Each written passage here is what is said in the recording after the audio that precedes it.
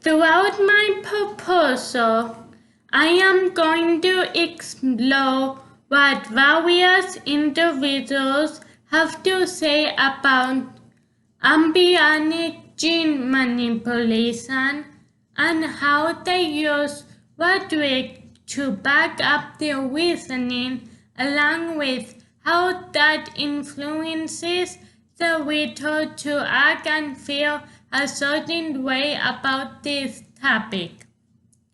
But first, before we go any further into this discussion, we need to know what embryonic gene manipulation is. Embryonic gene manipulation or human genetic modification is the direct manipulation of the genome, which is a genetic material of an organism, using molecular engineering techniques. I am going to use Aristotle's rhetorical appeals along with what Wayne C. Booth has to say about scientific evidence being ever-changing to examine what information is presented regarding embryonic gene manipulation. By looking into Booth's concept that nothing is a proven fact due to new discoveries constantly being made, how can his theory, along with Aristotle's rhetorical appeals, apply to what and how individuals are influenced by embryonic gene manipulation rhetorical arguments? Coming from an English studies background, I understand how the slightest shift in a word and the selection of a word can make out the difference. The rhetorical focus of this paper will also examine word shiftings and word selections that can make or break a stance. This makes figuring out where someone stands on a viewpoint difficult at times. Since this is the case, I am going to only incorporate the evidence about embryonic gene manipulation that is clear to understand, but at the same time thought-provoking.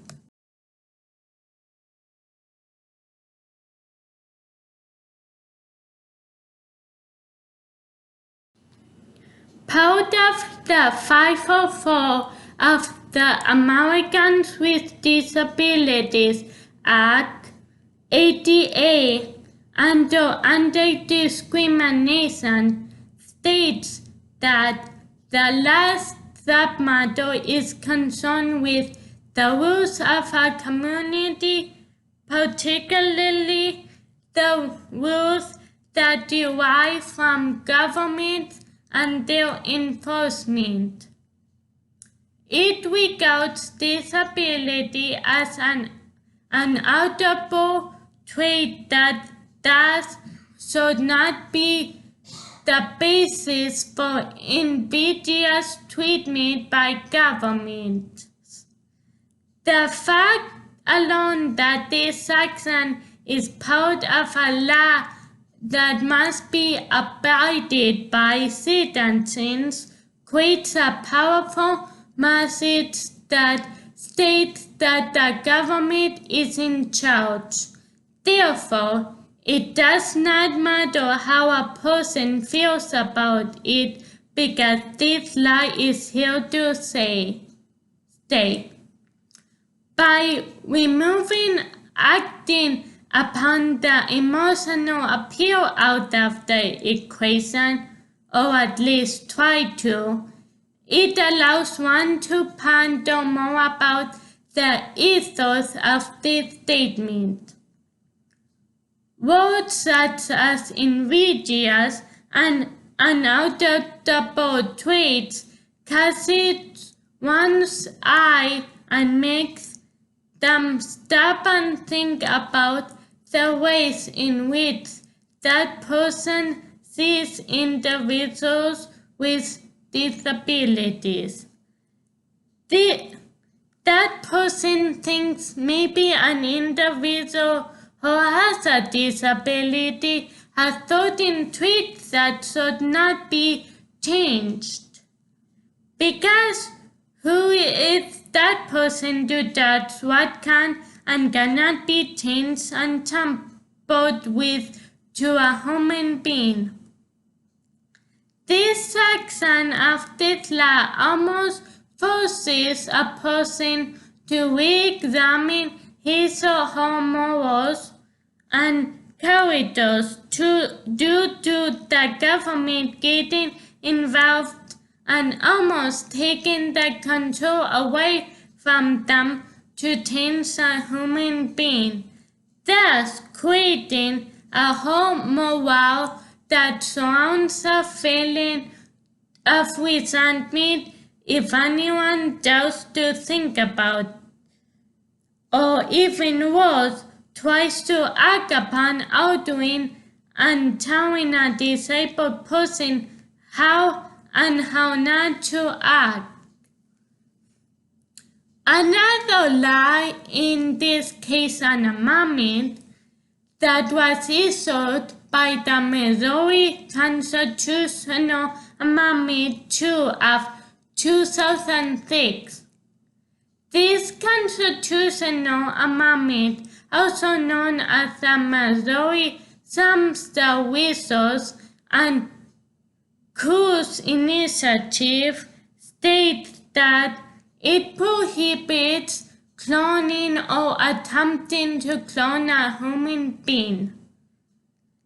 This amendment that was issued received a high rise of negative feedback, and it showed by October 29, 2006, where support had fallen to 51% with 35% opposed. This decrease of percentage might have had something to do with careful reading of the Constitution. Point 3 of the proposed amendment claims that no stem cell might be taken from a human biopsy, which is the earliest stage of human development, more than 14 days after cell division begins. Also, in point 3, it states that the time during which a blastocyst is frozen does not count against the 14-day limit. All this talk about 14 days when one can and cannot perform something sounds like the topic of abortion is being discussed. Giving individuals a time frame for a certain task or activity shows this how controlling a document or a hierarchy can be. A time frame that affects someone's life or potentially can, such as abortion and embryonic gene manipulation, forces someone to question their issues too. Waiting too long or too little to do something or to process information might say something about someone's character. This is so because when it comes to say preventing life from happening or not, how soon or how long it takes to do something, if anything at all, along with discovering out the facts or myths of how something will qualify your morals in some people's eyes.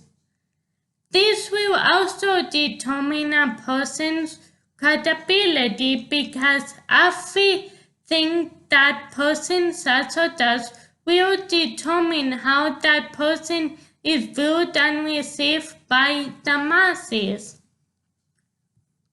One example of how a person's body language along with the words spoken can make or break a reputation is shown in a commercial by actor Michael J. Fox.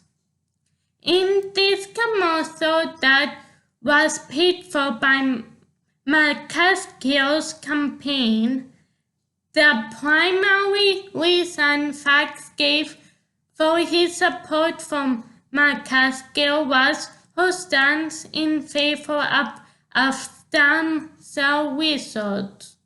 In his commercial, Fox says, "As you might know, I care deeply about stem cell research.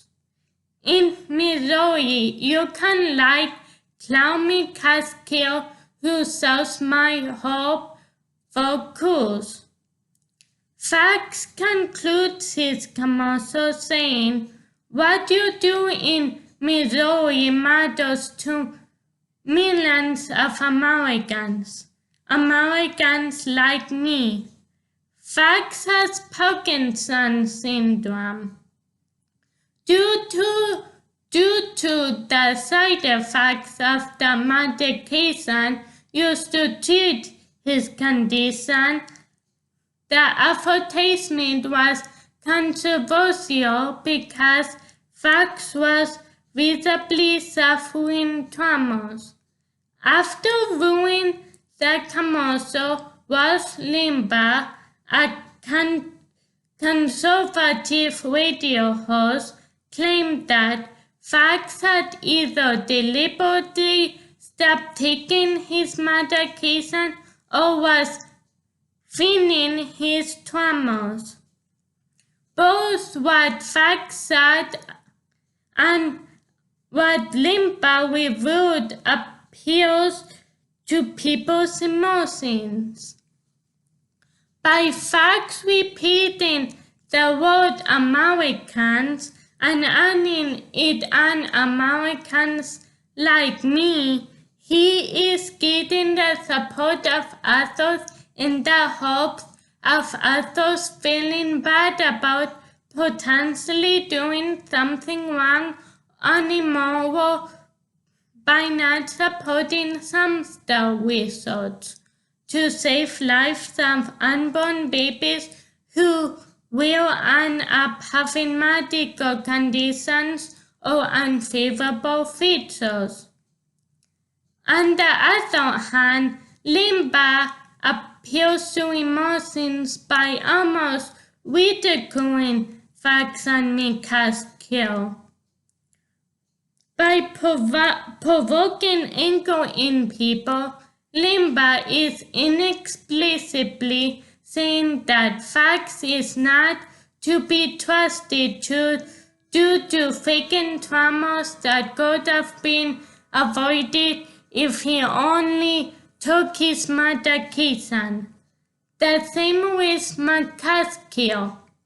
Limbaugh is inexplicably saying that he picked Fox to do a campaign advertisement in her favor by telling Fox to purposely have tremors so that an individual will feel like a bad person by not voting for her and for not supporting stem cell research. According to Booth, we often act as if the painfulness of a conclusion should reinforce our conviction. If it hurts, it must be true. The outrage of Limbaugh is inexplicably instilling into people is so intense and so prevalent towards facts and minuscule that what they believe is right is wrong and Limbaugh is right in his accusations.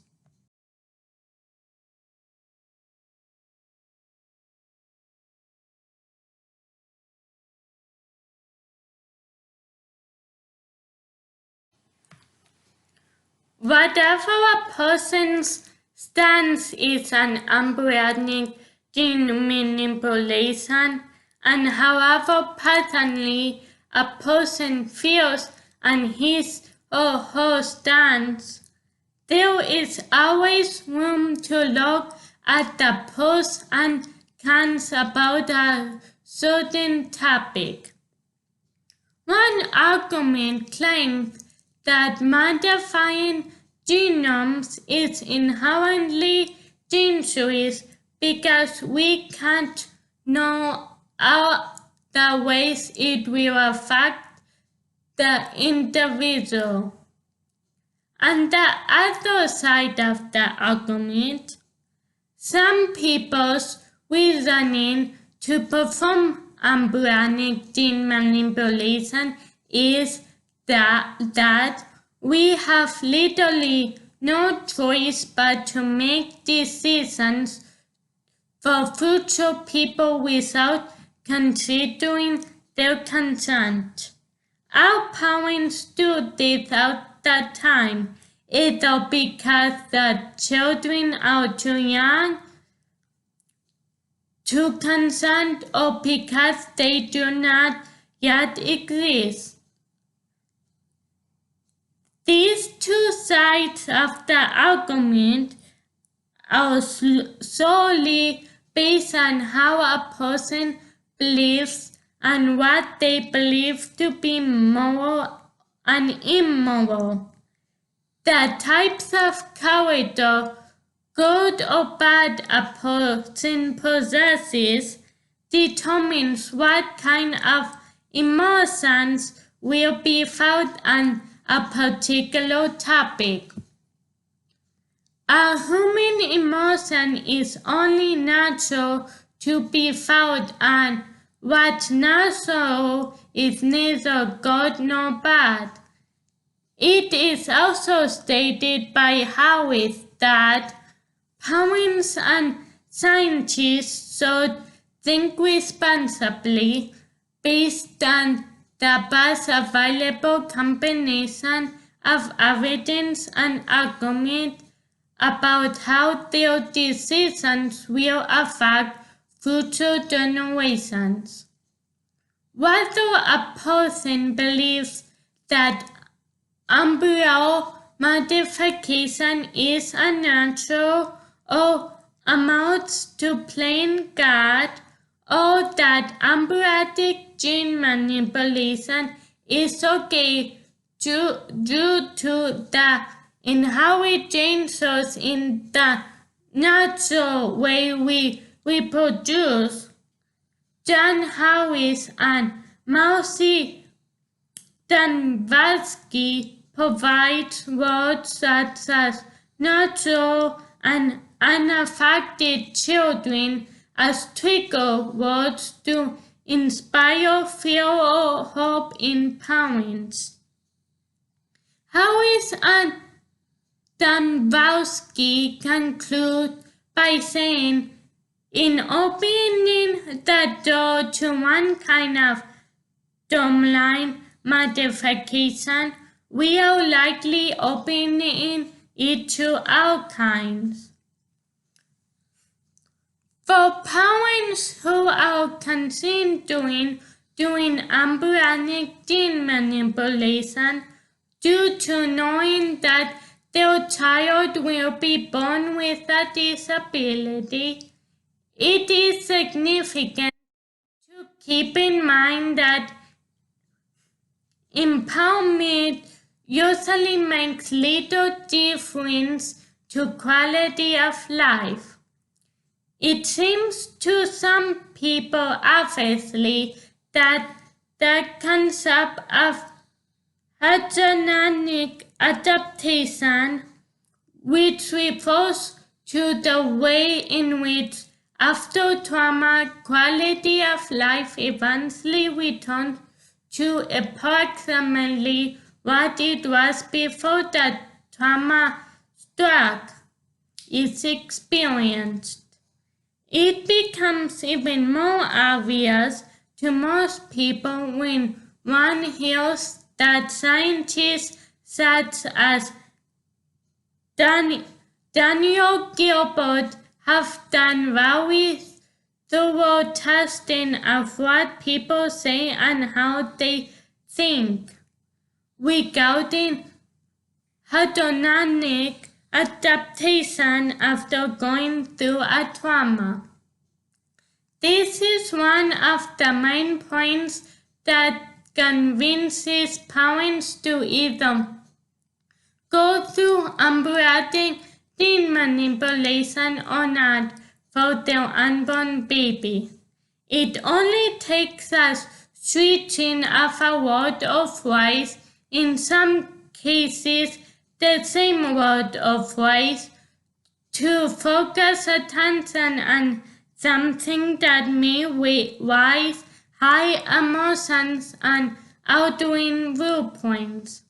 Words that can provoke a certain feeling within people, non-disabled or disabled, such as happy slave and disability paradox, can be hurtful because these titles are saying that disabled people are living a false paradise due to their disability controlling themselves and others.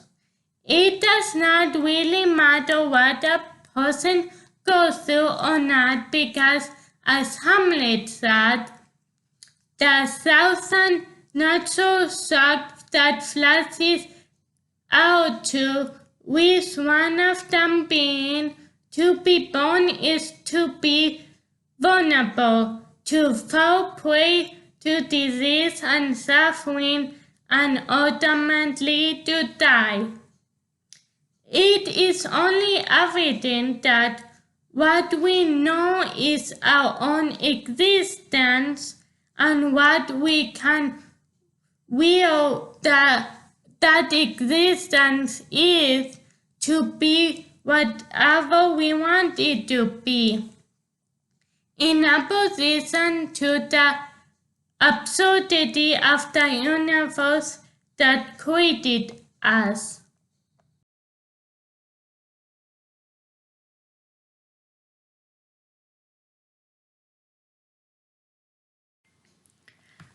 The logical and the ethical state of mind and the various information conflations that exist of the generally known or the validly weird or the truly felt have yielded decisive alternatives.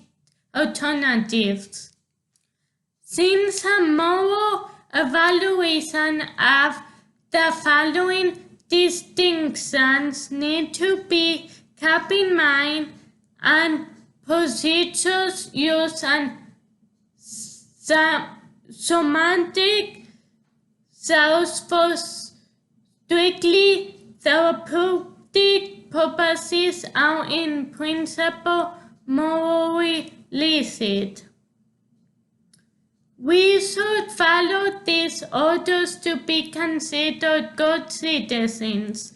However, just because people of good conscience who are involved in research have good morals and good life structures does not mean that they should oppose actively all the illicit actions that take place in the field of medicine. It is thus the case that everyone has the duty to make known their disagreement and to act that their healthcare system to make other types of vaccines available. Man acts as the steward of the value and intrinsic beauty of creation, is used as a metaphor for the fortunes of life and makes what he or she does in this world have more of an impact than they can imagine. When one takes religion into consideration for a basis on how to act and believe, ethos comes to mind because those who use information that is based off religious affiliation pick their words precisely and carefully in order to live up to what that religion centers around and what deity they associate themselves with. The gene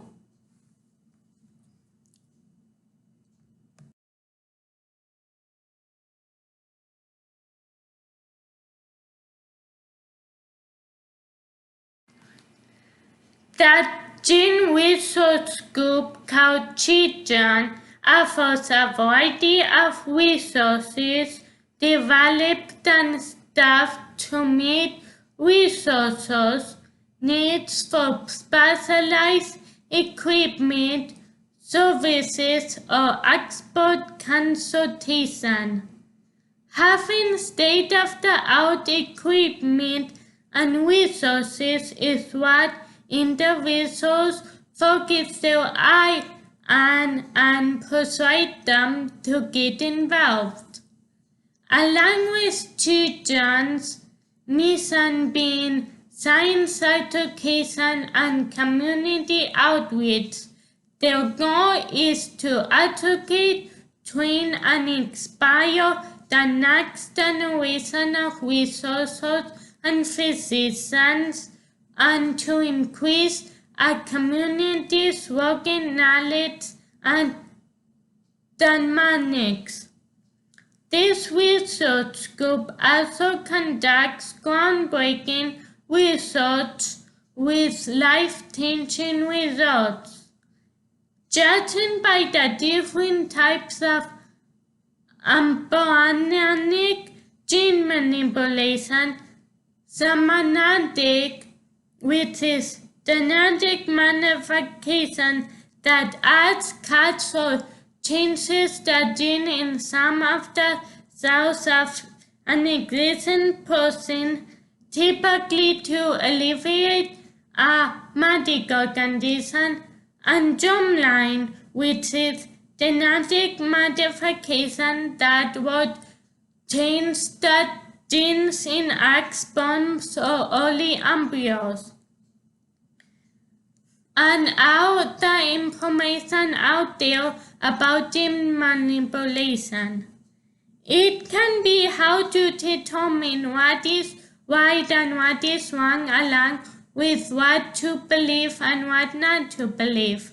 Nonetheless, for safety, ethical, and social reasons, there is broad agreement among many scientists, ethicists, policymakers, and the public that germline editing is a red line that should not be crossed.